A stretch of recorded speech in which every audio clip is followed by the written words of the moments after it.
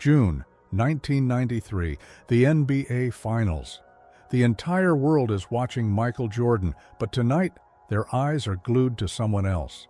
A rookie in a purple jersey. He is doing the unthinkable. He is blowing past Scottie Pippen like the All-Star is standing still. He moves like liquid silk. He drops 25 points. In this moment, everyone agrees. This kid is the future. You would have bet your life savings that he was the next global icon. But that future vanished. Blink and fast forward 20 years. Look for that same man. Don't look in the Hall of Fame. Don't look in a luxury mansion. Look at a military base in Arizona. Look at the man wearing a janitor's uniform, pushing a heavy broom, scrubbing scuff marks off the floor. The hands that once dunked over the greatest players in history are now calloused from emptying trash cans. How does this happen? How do you go from guarding Michael Jordan to cleaning toilets? It wasn't a knee injury. It wasn't a bad trade. While he was battling the Bulls on national television, he was fighting a silent, terrifying war in his own living room. A war against a powdered enemy that takes no prisoners. This is the story of Richard Dumas, the man who had the world in his palm and let it slip through his fingers to hide a secret that would cost him absolutely everything.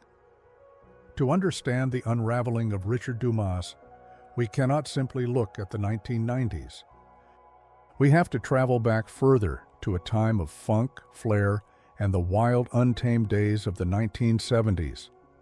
There is an old saying that the apple does not fall far from the tree, but in the case of the Dumas family, the tree itself was growing in poisoned soil. Richard was not the first in his family to hear the roar of the crowd. His father, Richard Dumas Sr., was a professional basketball player too. He played in the American Basketball Association, the ABA, a league known for its red, white, and blue ball, its high-flying style, and its chaotic rock and roll atmosphere. Growing up as the son of a professional athlete is a double-edged sword. On one side, you have the genetics. Young Richard was blessed. He inherited the height, the long arms, and that rare cat-like agility that cannot be taught in any gym. It was in his blood. From the moment he first picked up a ball, it was clear that he was different from the other children. He moved with a grace that seemed almost unfair, but he inherited something else from that era, something far more dangerous than a jump shot. He grew up watching the lifestyle.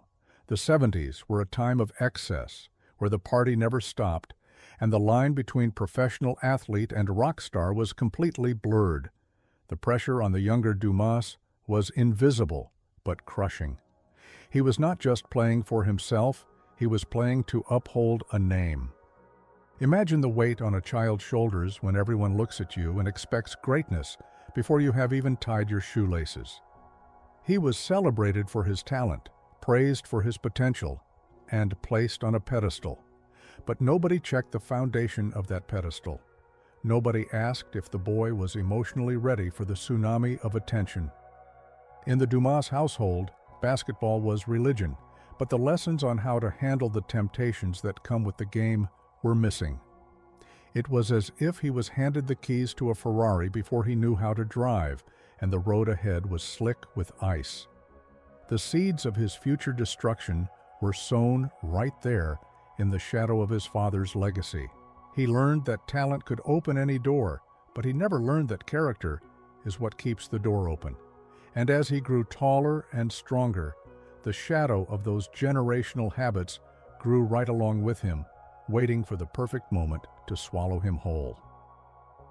By the time Richard Dumas arrived at Oklahoma State University in the late 1980s, he was already a sensation. He was a force of nature, a 6'7" forward who could run like a deer and jump out of the gym. The college scouts were drooling. The fans in Stillwater, Oklahoma, were ready to crown him their new king. And for a while, on the hardwood, he delivered. He was electric. Every time he touched the ball, a buzz went through the arena. He was averaging solid numbers, and the NBA scouts were already circling, scribbling his name in their notebooks with thick ink. They saw a future all-star, They saw millions of dollars. But while the sun was shining on his basketball career, a storm was brewing in his private life. The late 1980s were a dangerous time in America. A wave of illicit substances was flooding the streets, and college campuses were not immune.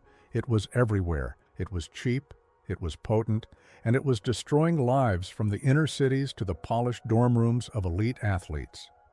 Richard, with all his talent and all his promise, found himself walking a tightrope. The pressure to perform was immense. The adoration of the fans was intoxicating, and somewhere in that mix of ego, pressure, and availability, he made a choice that would haunt him for the rest of his days. It started quietly, as these things always do. A way to unwind after a game, a way to celebrate a victory, a way to numb the pain of an injury or the stress of expectations. But the substance he chose is a jealous mistress. It demands total devotion. Rumors began to swirl around the campus, whispers in the locker room. Why was Richard late to practice? Why did he look so tired, despite his explosive energy during games? The coaches tried to protect him. Colleges always try to protect their golden geese. But the problem became too big to hide. Then came the hammer blow.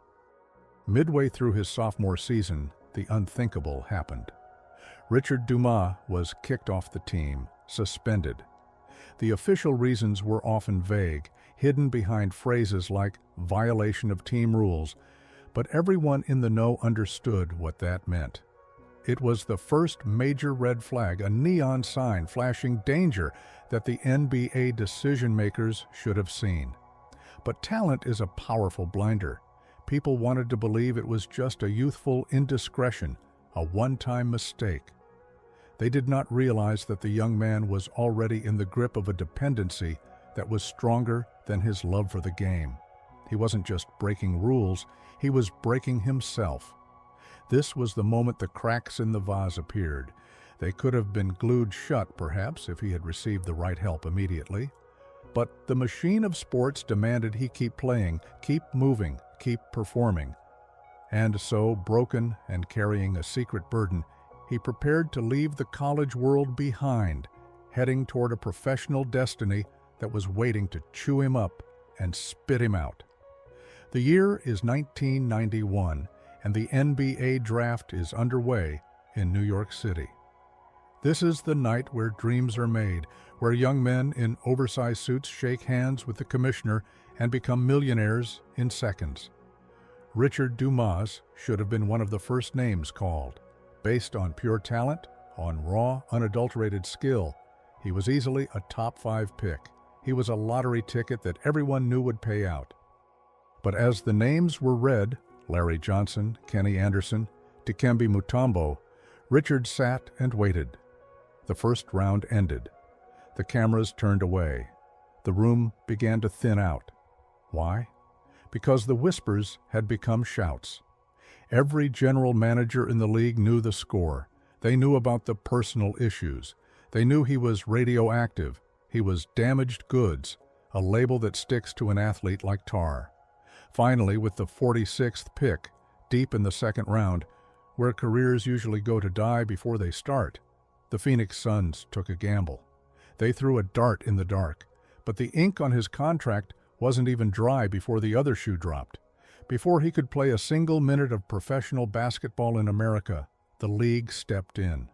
The policies on substance abuse were strict, and Richard had already triggered the alarms. He was suspended, banned. The door to the NBA slammed shut in his face before he could even walk through it. It was a humiliation of epic proportions. To be so close to the mountaintop and then be kicked all the way down to the bottom. So where does a banished prince go? He went to the Holy Land. He packed his bags for Israel to play for Hapoel Holon. Picture the scene. A young man from the heartland of America, struggling with deep, dark addictions, suddenly dropped into the Middle East in the early 90s. It was a culture shock that would have rattled anyone. The arenas were smaller, the crowds were passionate but different, and the language barrier was a wall he couldn't climb. On the court, He was a giant among men.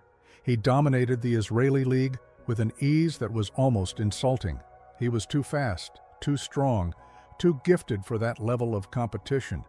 He was averaging over 20 points a game, dunking on semi-pros who had day jobs. But off the court? The Demons didn't need a passport. They traveled with him.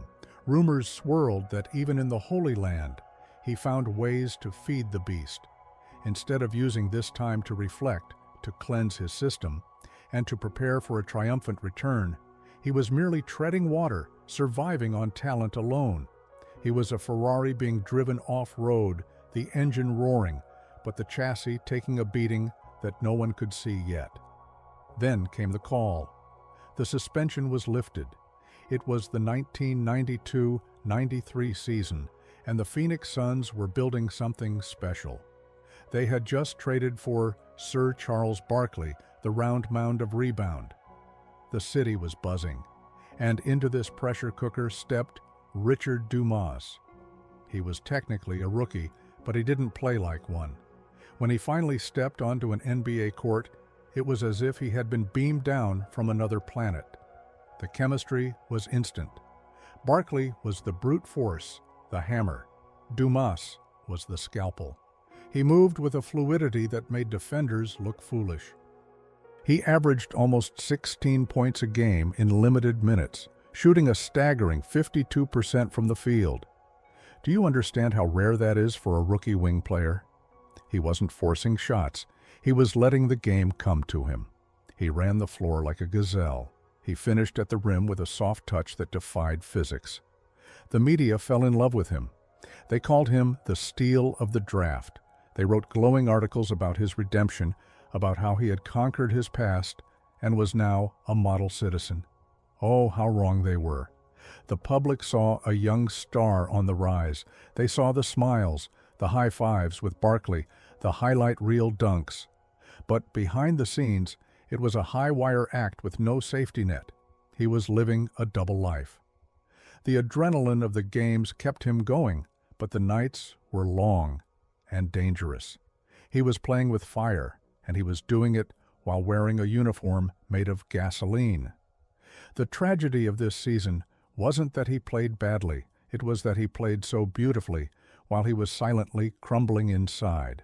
Every basket he scored, every cheer from the crowd, only validated his belief that he was invincible.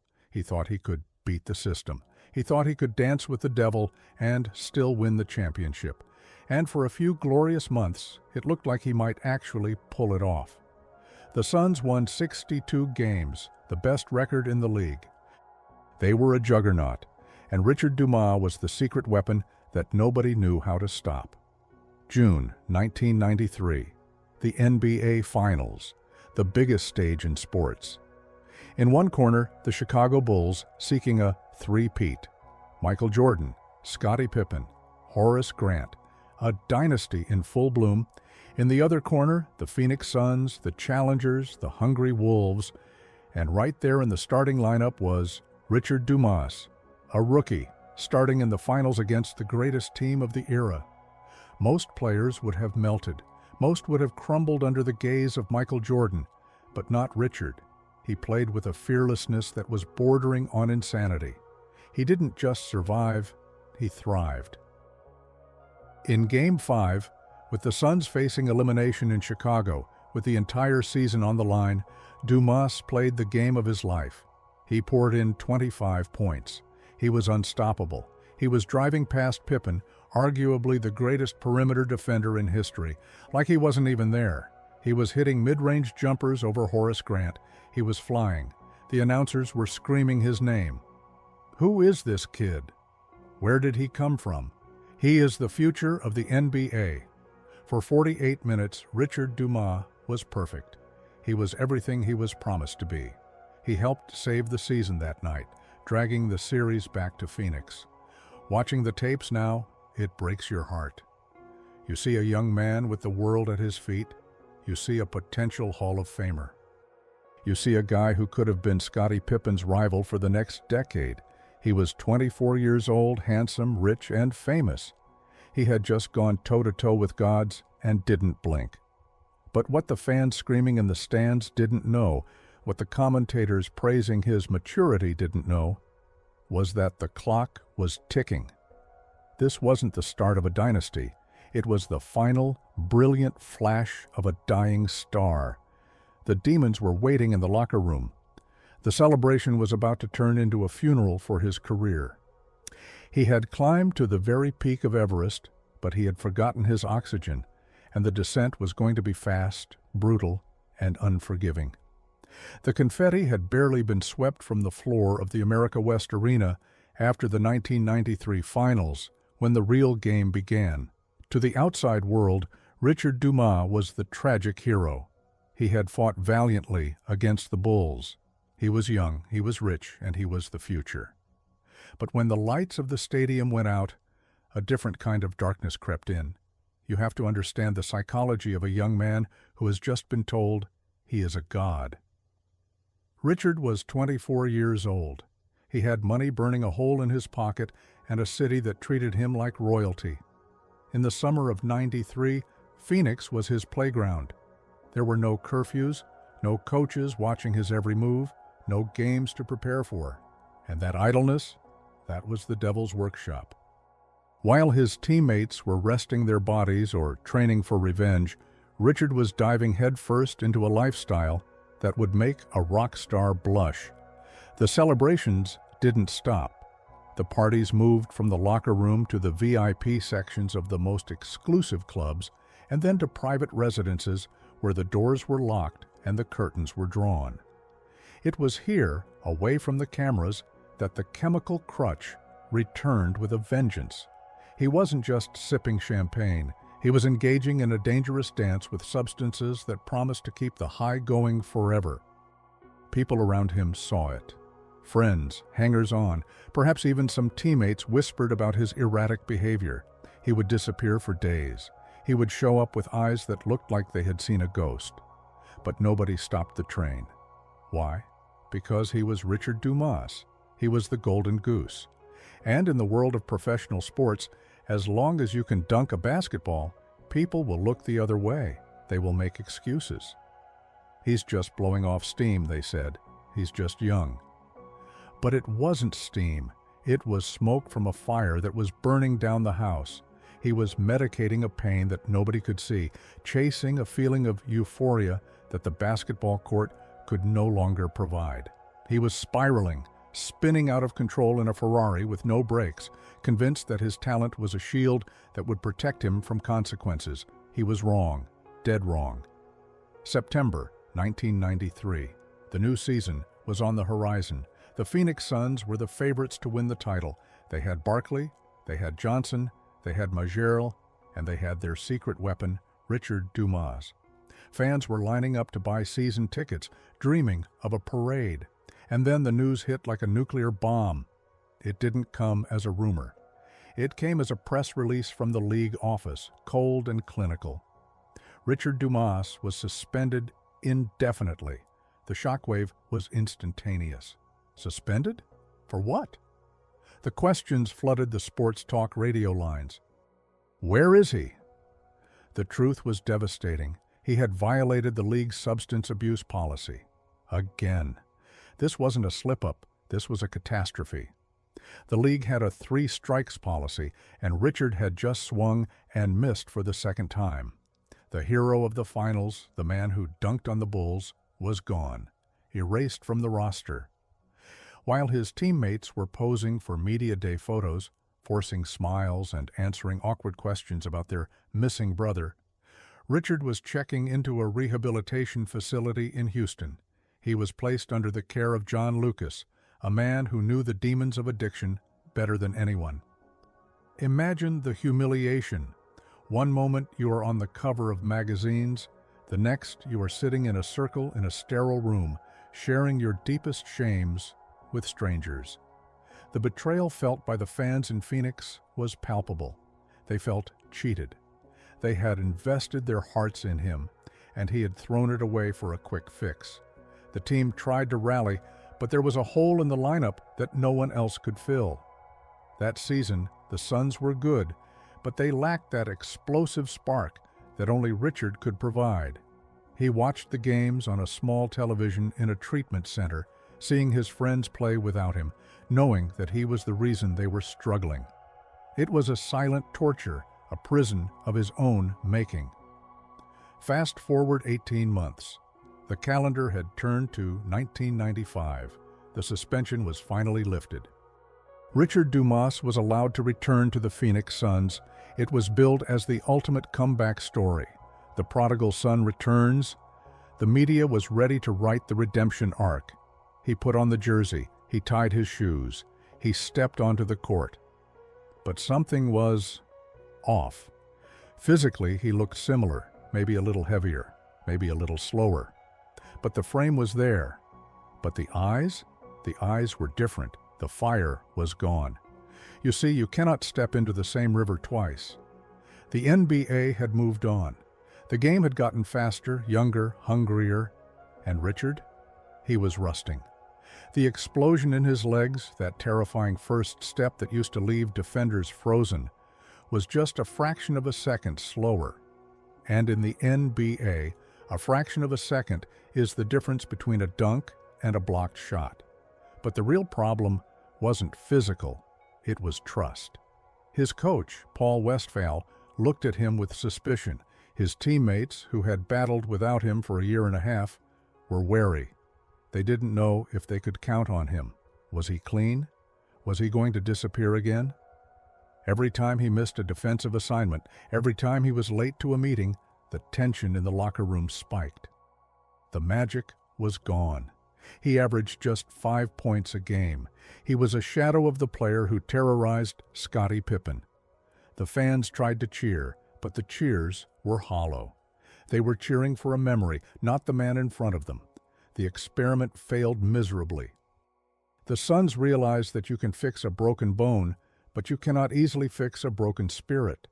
The baggage he carried was too heavy. By the end of the season, it was clear.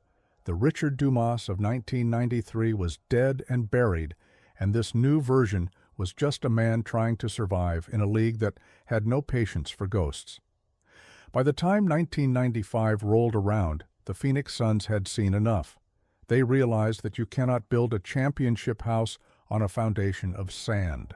So they shipped Richard Dumas off to the Philadelphia 76ers. On paper, this looked like divine intervention. Why? Because the coach of the Sixers was none other than John Lucas. Lucas wasn't just a coach, he was a survivor. He had walked through the same fires of dependency that were currently burning Richard alive. He had turned his life around and made it his mission to save others. The Sixers in the mid-90s were known as a rehabilitation center as much as a basketball team. It seemed like the perfect safety net. If anyone could reach Richard, if anyone could look him in the eye and say, "I know what you are going through," it was John Lucas. Imagine the potential here. We are just moments away from the arrival of a young sensation named Allen Iverson. Picture a world where Richard Dumas gets his act together. Imagine a winged tandem of a disciplined Dumas and a rookie Iverson running the floor in Philadelphia. It would have been the most electrifying show on earth. They would have been the fastest, most athletic duo in the history of the sport. The fans in the Spectrum would have lost their minds. That was the dream. That was the hope that hung in the air like the smell of stale popcorn and optimism. But addiction does not care about fairy tale endings. It does not care about perfect situations. Even under the watchful, compassionate eye of John Lucas, Richard could not keep the demons at bay. The pattern repeated itself like a broken record. Missed practices, lame excuses, that glazed look in the eyes during timeouts. It is heartbreaking because Lucas tried. He really tried. But you cannot save a man who is not ready to be saved. The breaking point came quickly. The NBA is a business and patience costs money. The Sixers waived him. He was cut loose. And just like that, at the age of 27, an age when most players are just entering their physical prime, Richard Dumas played his final game in the National Basketball Association.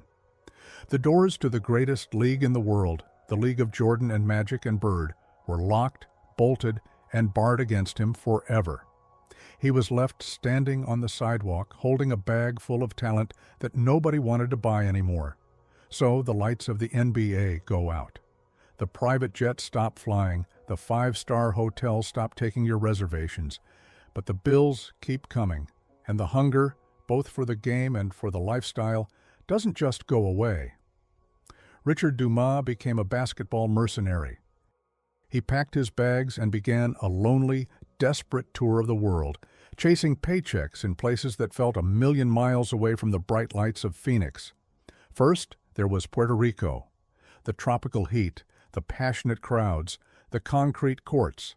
It was a league where the game was physical, almost brutal. Richard dominated, of course. His talent was still superior to almost everyone else on the island, but it wasn't the NBA. There were no national television cameras. There was just the grind. And the temptations, they were everywhere. The nightlife in Puerto Rico is legendary, and for a man with Richard's weaknesses, it was like trying to stay dry in a hurricane. He was a king in exile, playing for fans who adored him, but didn't know the tragedy of why he was there. Then came the cold reality of Europe. He signed with a team in Pruszków, Poland. Picture the contrast. Going from the sun-drenched deserts of Arizona to the gray industrial winters of Poland in the late 90s. The gyms were freezing. The buses were old. The language was impossible to understand. He was a stranger in a strange land, isolated and alone. He played in France too, bouncing from team to team. In every city, the story was the same. He would arrive, and the fans would gasp at his ability. "Look," they would say, "that is the man who played against Jordan." For a few weeks, he would look like a superstar, but then the inevitable slide would begin. A missed flight, an argument with a coach, a mysterious illness. The teams would stop paying him, or he would simply disappear into the night. He was running, always running, but he could never outrun the person he saw in the mirror. He was selling his fading skills to the highest bidder, trading his dignity for just enough money to keep the party going for one more night. The year 2003 marked the end of the road. The body, once a marvel of genetic engineering, finally said, "Enough." The knees were grinding, the explosive leap was gone. The phone stopped ringing. Agents stopped returning his calls. Richard Dumas, the man who was supposed to be the next Scottie Pippen, retired. But there was no press conference, no jersey retirement ceremony, no montage of highlights on the big screen. He just stopped. He faded into the background noise of everyday life. But retirement for Richard Dumas wasn't about golf courses and investment portfolios. It was a terrifying plummet into the void. Where did the money go? That is the question everyone asks. He made millions of dollars in the early 90s, millions. But money has a way of evaporating when you are feeding a monster. It went to the friends who were only there for the good times. It went to cars that were crashed or repossessed. It went to bad investments made in a haze of confusion. And mostly, it went up in smoke, consumed by the very habits that destroyed his career. By the mid-2000s, Richard Dumas was destitute. He was broke. The transition from NBA star to regular guy is hard for anyone, but for Richard, it was catastrophic. He didn't have a college degree. He had left early for the draft. He didn't have work experience. He didn't have life skills. All he knew was how to put a ball in a hoop, and nobody was paying for that anymore. He was left alone with his thoughts, and for a man with his history, his own mind was the most dangerous neighborhood in town. He drifted. He moved from couch to couch, from city to city. He was a ghost, haunting the fringes of the society he once ruled. The silence was deafening. The applause was gone, replaced by the ringing of debt collectors and the quiet desperation of a man who realizes, too late, that he has thrown away a winning lottery ticket. If the 1990s were a tragedy, 2013 was a farce. It was the year the world finally saw just how far the mighty Richard Dumas had fallen. For a decade, he had been a ghost, living on the fringes of society in Arizona, the very state where he was once worshipped as a god. But ghosts have a way of reappearing when you least expect them, and usually it is not for a happy reunion. In December of 2013, the news cycle exploded. Former Phoenix Suns star arrested. The headline flashed across screens from ESPN to CNN, but the details were not about a high-stakes gambling ring or a glamorous white-collar crime. No, the reality was much grimmer, much sadder, and infinitely more pathetic. Richard Dumas was arrested at the Luke Air Force Base Exchange. He was taken into custody by military police. And what was the crime of the century? What was the grand heist that brought down the man who once dunked on Scottie Pippen? He was caught stealing, not millions, not jewelry. He was caught stealing cigarettes, alcohol, and shoes. The total value of the items was roughly $800. Let that sink in for a moment. $800.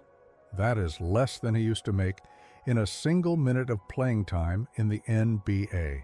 He was 54 years old, a towering figure shuffling through the aisles of a store, stuffing bottles and cartons into his clothes like a common shoplifter. The security cameras captured it all. It was a surveillance tape of a broken man. He wasn't moving with the grace of an athlete anymore. He was moving with the desperate, jerky motions of someone who needed a fix. The police report stated he had been working with an accomplice, a distraction, to help him sneak the items out. It was a clumsy, amateurish operation. When the handcuffs clicked around his wrists, it wasn't just an arrest, it was the final nail in the coffin of his dignity. The mugshot that was released showed a man who looked decades older than his age. His eyes were hollow, staring into a future that held nothing but concrete walls and shame. The fans who remembered his soaring leaps in 1993 looked at that photo and wept. How does a man go from the penthouse to the pavement so quickly? The answer, of course, lay in the demons he had been feeding for 20 years. The retail theft charge was just the legal term. The real crime was the total abandonment of self-respect. The legal system does not care about your jump shot. It does not care that you once played in the NBA Finals. In the cold, fluorescent light of the Maricopa County Superior Court, Richard Dumas was just defendant number whatever it was. He stood before the judge, stripped of his jersey, stripped of his fame, wearing the universal uniform of the accused. The charge was officially organized retail theft. It sounded almost sophisticated, but everyone in the courtroom knew the truth. It was a desperate act by a desperate man. The trial, if you can even call it that, was swift. Richard, perhaps realizing that he had no cards left to play, cut a deal. He pleaded guilty.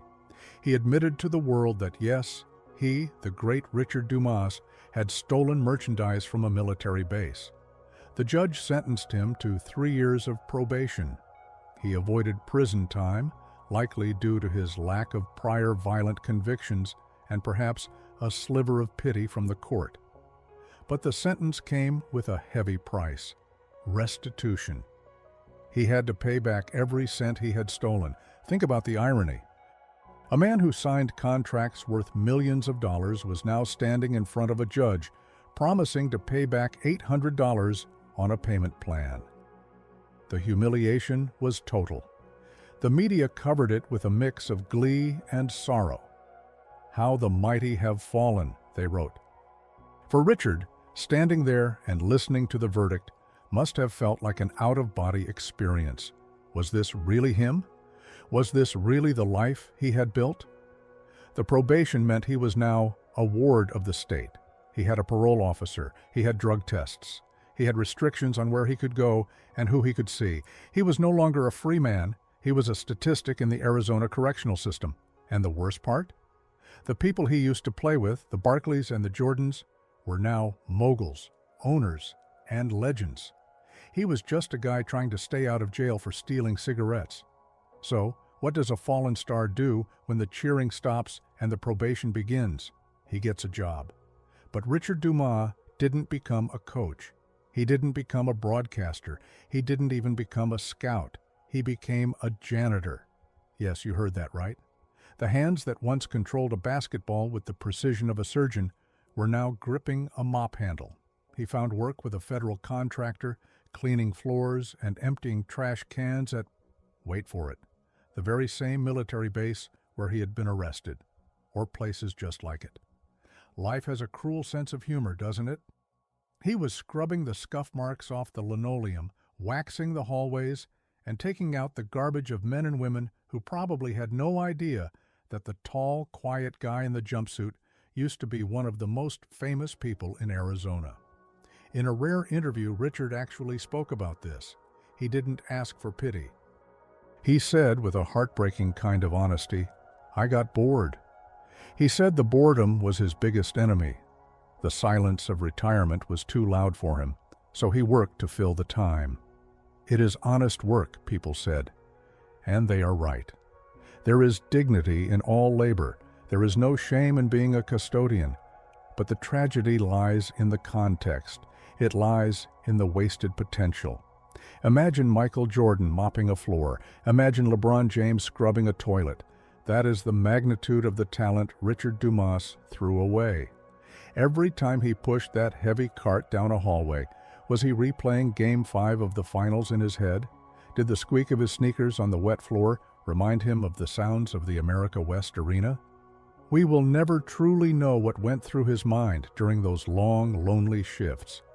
But the image of Richard Dumas, the next Scottie Pippen, pushing a broom is perhaps the most powerful symbol of the ravages of addiction in the history of sports. It is a picture of a life completely inverted, a masterpiece painting that has been shredded and used to wipe up a spill. Richard Dumas does not stand alone in the gallery of lost souls. If you look back at the NBA of the late 1980s and early 90s, you will see a veritable graveyard of careers that ended before they truly began. It was an epidemic, a plague. We have to talk about the context of the era to understand why Richard's fall was part of a larger, darker pattern. Think of Roy Tarpley, a 7-footer with the skills of a guard, a man who could dominate the paint and shoot from the outside. The Dallas Mavericks bet their future on him, and just like Richard, he was banned for life. Think of Chris Washburn, a physical specimen so gifted that scouts said he could be the next Wilt Chamberlain. He played only 72 games in his entire career before the league threw him out. These men were part of a lost generation. They were the casualties of a war that the NBA was fighting desperately to win, the war on image. David Stern, the commissioner at the time, was terrified. He saw the league's reputation crumbling under the weight of scandals involving illicit substances. He implemented the strictest policies in professional sports. 3 strikes and you are out. It was zero tolerance. Richard Dumas walked right into this buzzsaw. But here is the difference, and here is why Richard's story stings the most. Tarpley and Washburn were talented, yes. But Richard? Richard was special. He had a grace, a fluidity that those big men lacked. He was the prototype for the modern wing player. When we look at Roy Tarpley, we see a tragic big man. When we look at Richard Dumas, we see a tragic artist. He didn't just play the game, he painted it. And to see that canvas slashed and burned, not by an injury, but by a relentless chemical hunger, that is a unique kind of pain. He was the captain of a sinking ship, and that ship was filled with the most talented outcasts the league had ever seen. Now let's play a painful game. Let's close our eyes and imagine a world where Richard Dumas stayed clean. A world where he listened to the counselors, where he threw the demons off his back in 1993 and never looked back. What would the history of the NBA look like? First, look at the Phoenix Suns. In 1994 and 95, while Michael Jordan was playing baseball in the minor leagues, the NBA championship was wide open. The Houston Rockets won those titles. But a Phoenix team with Charles Barkley and a prime Richard Dumas? That is a terrifying thought. Dumas would have been entering his absolute peak. He would have been 25, 26 years old. He would have been an all-star, easily averaging 25 points a game. With his defense and Barkley's rebounding, the Suns likely would have won at least one, maybe two championships. Charles Barkley would have a ring. The city of Phoenix would have a dynasty. And think about the individual matchups. We were robbed of a decade of battles between Dumas and Scottie Pippen. We were robbed of seeing Dumas guard a young Kobe Bryant or go toe-to-toe with Grant Hill. Experts who saw him play every day in practice swear that he had Hall of Fame written all over him. He had the first step of Grant Hill and the finishing ability of James Worthy. If he had played for 12 or 15 years, we would be talking about him in the same breath as Clyde Drexler or Dominique Wilkins. His jersey would be hanging in the rafters in Phoenix. He would be a wealthy, respected elder statesman of the game, sitting on panels on TNT or ESPN laughing about the old days. Instead, that timeline dissolved. It vanished into the ether, replaced by mugshots and probation hearings. We didn't just lose a player, we lost a legend that never got to be written. The what if of Richard Dumas is perhaps the greatest tragedy in Arizona sports history. It is easy to focus on the basketball, the stats, the dunks, the contracts. But the devastation of addiction does not stop at the sideline. It follows you home. It sits at your dinner table. It sleeps in your bed. When a man is married to a substance, he cannot be married to anything or anyone else. We must tread carefully here, out of respect for the innocent, but the trail of wreckage in Richard's personal life is undeniable. You cannot maintain healthy relationships when your life is a chaotic cycle of highs and withdrawals. The trust erodes. The lies pile up like dirty laundry. I'm going to the gym, he might say, but he wouldn't return for 2 days. I'm clean, he might promise, while his eyes tell a different story. The emotional toll on partners, on children, on family members is catastrophic. They watch the person they love turn into a stranger, a ghost who looks like their father or husband, but acts like someone else entirely. And then there is the isolation. When the money dried up, so did the entourage. The friends who were there for the VIP parties and the free drinks, they vanished the moment the credit cards were declined. Richard found himself increasingly alone. The silence of a lonely apartment is a terrible thing for a man who used to hear 19,000 people scream his name. He was left with his thoughts, and his thoughts were his worst enemies. He burned bridges that could not be rebuilt. He missed birthdays. He missed milestones. He missed life.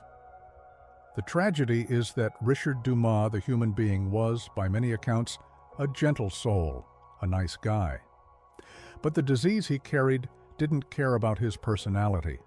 It consumed his relationships just as surely as it consumed his career, leaving him standing in the rubble of what should have been a happy, full life. We are now in the present day. The roar of the crowd in 1993 has faded into a distant echo. Richard Dumas is no longer the young, explosive athlete with springs in his legs. If you see him now, if you catch him on a grainy YouTube podcast or a local radio interview, you see a man who wears his history on his face. The eyes are weary, the voice is deeper, raspier, carrying the weight of 1,000 bad decisions. He is a survivor, yes, but he is a battle-scarred one. It is fascinating to watch how the world treats him today. There is a mixture of pity and morbid curiosity. People invite him on shows not to talk about basketball strategy, but to hear the war stories. They want to hear about the parties, the demons, the fall. And, to his credit, Richard does not hide. He sits there, sometimes wearing a simple t-shirt, looking like any other middle-aged man you might pass in the grocery store, and he tells his truth. He speaks of his struggles with a candor that is disarming. He admits that he was his own worst enemy.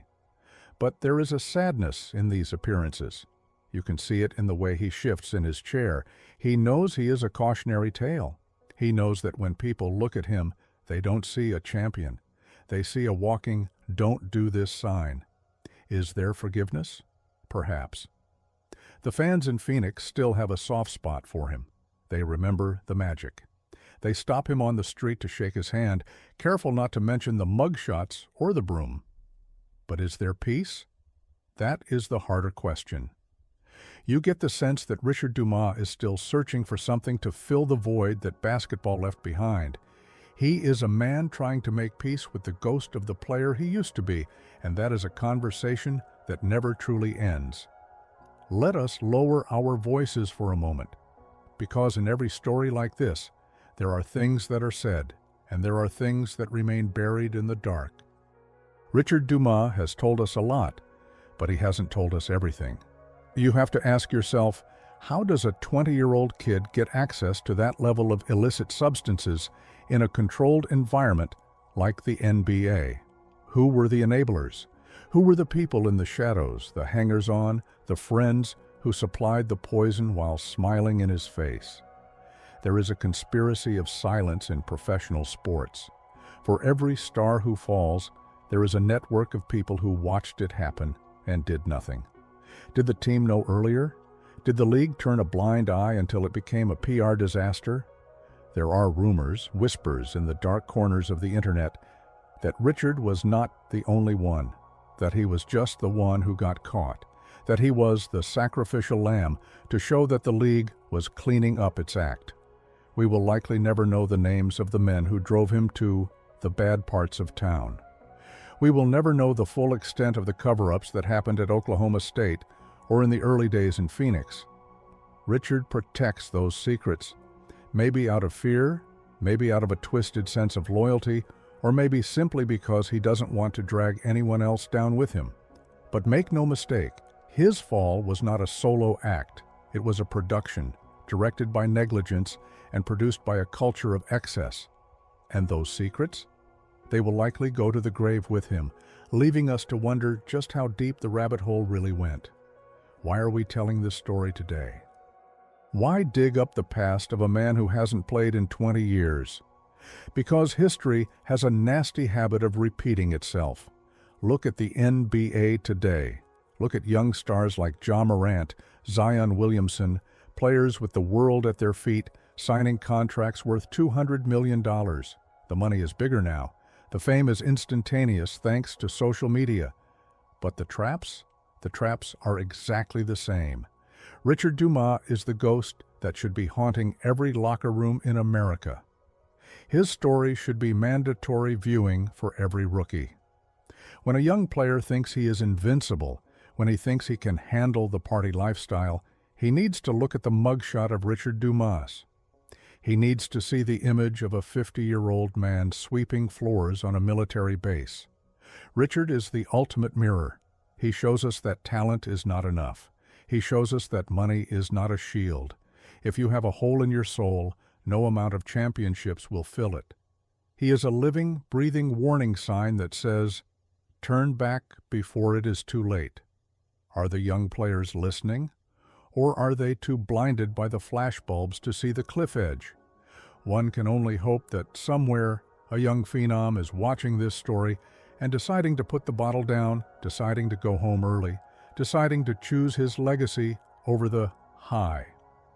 If Richard's story saves just one career, then perhaps his suffering was not entirely in vain.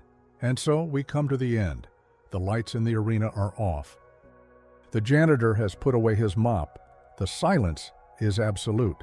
Richard Dumas. The name rolls off the tongue like a what-if question. We started this journey with an image of a young god flying through the air in the 1993 finals. We end it with the image of a man sitting alone, reflecting on a kingdom lost. It is a tragedy in the classical sense, a hero brought low by his own fatal flaw. We want to root for him. We want to believe that he has found peace. But the reality of life is not a Hollywood movie. There is no triumphant music swelling in the background. There is just the quiet reality of day-to-day survival. Richard Dumas had a gift that comes along once in a lifetime. He touched the sun and he got burned. He danced with the devil and the devil won. As you turn off your screen tonight, ask yourself this: what is the price of a dream? For Richard Dumas, the price was everything. He paid with his career, his reputation, his fortune, and his peace of mind. He remains, to this day, the greatest almost in the history of the game, a phantom, a legend, a warning, the man who had it all and let it slip through his fingers like sand. Good night, and may you never have to learn the lessons that Richard Dumas learned the hard way.